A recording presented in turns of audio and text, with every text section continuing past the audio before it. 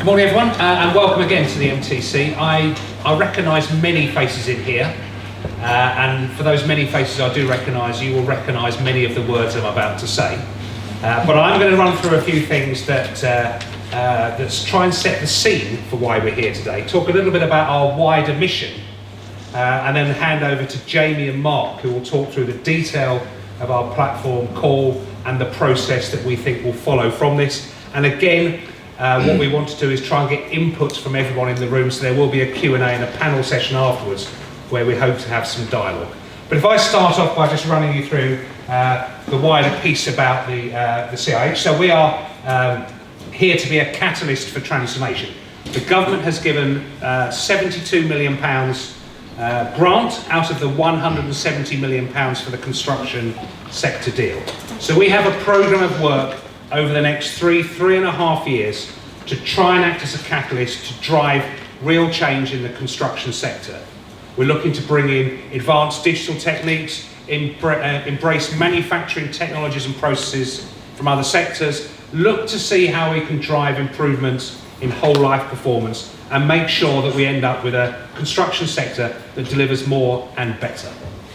So our programme, broadly, has a number of inputs. So our scope, if you like, is to try and deliver some manufacturing product family architecture, the kit of parts, the technology around that, which is very much the theme of why we're here today. But equally, for that to be successful, we need to make sure we have the right digital rules and standards for how these platforms and how these assemblies and how these processes will work. It's clear that data and how we use it, not just in the construction phase or the design phase, but throughout the whole life, is going to be critical to delivering that transformation. So the information management framework, the rules around things like a digital twin and how that works and integrates with the existing BIM methodologies, is an important part of our mission as well. But equally, as we start talking about a lot more data being created through our design, construction and operation processes, it's really important for us and for everyone that we have the right security management framework and protocols in place. So the right information is with the right people at the right time, and not the opposite of that. So that's our job, if you like, to deliver these things, and part of the reason we're here today is to try and work on how we can develop some of those product family architectures, those kit of parts, those manufacturing processes that will deliver better buildings. But we're not going to be able to do that successfully unless we're able to work with government to help government set out their requirements and start valuing things beyond just initial capital cost.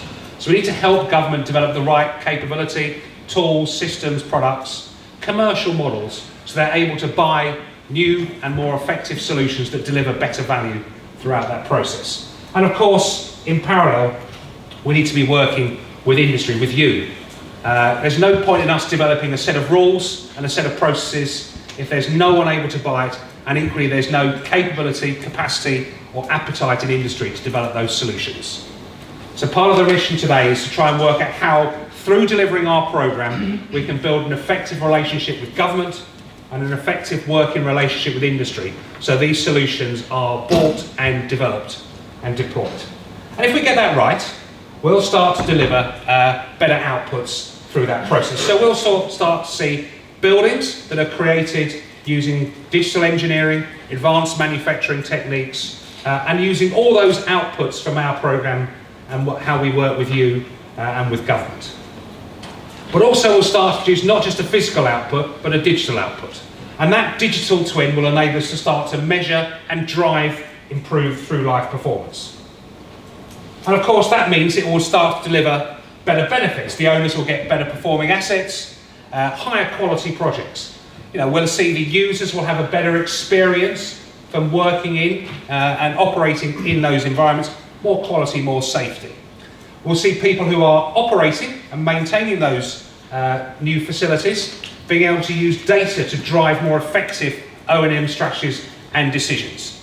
And of course, what we want to deliver for industry, the people who are going to help create these new buildings, is a more safe, predictable and profitable environment to be operating in. So our inputs will help support these outputs, a physical and a digital output that will drive better outcomes for owners, users, operators and industry. But that's not enough.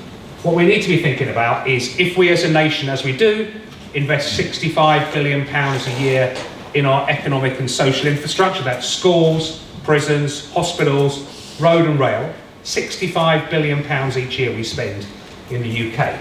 We should be asking ourselves, not just how cheap can we buy it, we should be asking ourselves what are those broader social, economic and environmental outcomes we can deliver through that investment. How, through spending £65 billion a year, can we support better economic outcomes, for example, like driving up productivity? How does that support adding more to the UK economy? How does it actually support businesses to be able to innovate and to actually develop their own tools and products and solutions to be more profitable? We want to get the social outcomes improved from the sector. So, how do we actually produce more skills, more jobs in the economy? How do we actually support some of the broader ambitions about using that investment to help rebalance the economy, both geographically and physically through some of the activities that we do? And how do we support local businesses? And how do we support local communities from the investment that we make? And of course, what's really important, we start to think about the environmental impact we have. So we're talking about, for example, how can we reduce the amount of waste we use in construction? How much reduce the amount of carbon, both in production and in operation? And how can we actually reduce the amount of emissions that we make through our plant and our vehicle movements in support of the process? We should be striving to deliver better social outcomes, better economic outcomes, better environmental outcomes from the investment we make. And we want this programme to be leading the way in doing that. So if you put all of those together, we'll see actually what we're talking about is a series of inputs, our work on the left, the work that we're doing, the work that we're talking with you about today, that through doing that will support better outputs, both of physical and digital twins that can be supporting a better built environment, delivering those benefits for operators, for users, for owners and for industry. And of course, actually, in doing that, supporting the delivery of much wider outcomes, social, economic and environmental, that actually deliver more for society and more for the nation. So that's our programme. Let me just try and link it back a little bit, a bit more detail.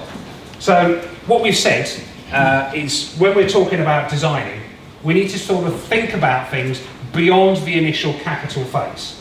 We need to think about whole life performance and the benefits that we get from it. So we should be designing for things more than just manufacture and assembly. We should be designing for safety, performance, quality, time, carbon, all of the things listed up here. Because often if we think about designing just for manufacture and assembly, or we think just about modern methods of construction, what we're describing is the capital phase of a project. We need to be thinking about the whole life performance, from inception through to end of life. So we need to be designing to improve that whole thing. So we should be thinking about all of these aspects when we're developing solutions and developing products. And of course, we could call it that, which is a much snappier term than DFMA, but I actually prefer to think about we should be designing for the sum of all those things. We should be thinking about when we're developing our products, when we're developing our solutions, we should be thinking about how we can design to deliver all of those benefits. And of course, that will be an important part of how we're going to evaluate any solutions or options that come through this platform call. So another way of looking at our programme, I've just got a couple more slides very quickly, is we have a technical programme really where we are talking about we're talking about manufacturing, digital and performance, the light blue areas in the middle. But we've got to wrap around that about how we're going to engage and communicate with industry, pull in that information on the left around what capacity and capability does government have and does industry have, and how do we help deploy those solutions.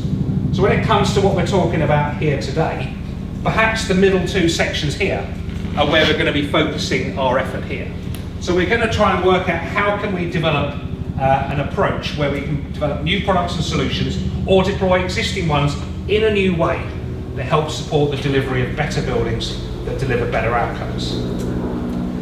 So in our platform call, just to summarise, and we're going to hand over to Jamie who's going to talk through a lot about the platform, and Mark who's going to talk a lot about the process, and then we're going to have a Q&A at the end of that. So we're holding this call so we can help identify and co-develop those leading edge solutions that can come from UK businesses. We want to support growth in the UK to help accelerate the transformation of our sector.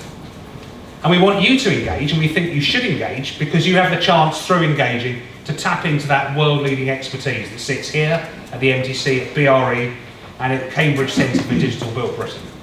And then we can work with you so we can help develop those rules and standards through which these products can be used and deployed in the future. And those successful applicants will have their solution developed, showcased on a physical building that we're going to have here, and entered onto a digital catalogue of options from which we want government in the future to be buying their platforms. Government spends £15 billion a year on buildings.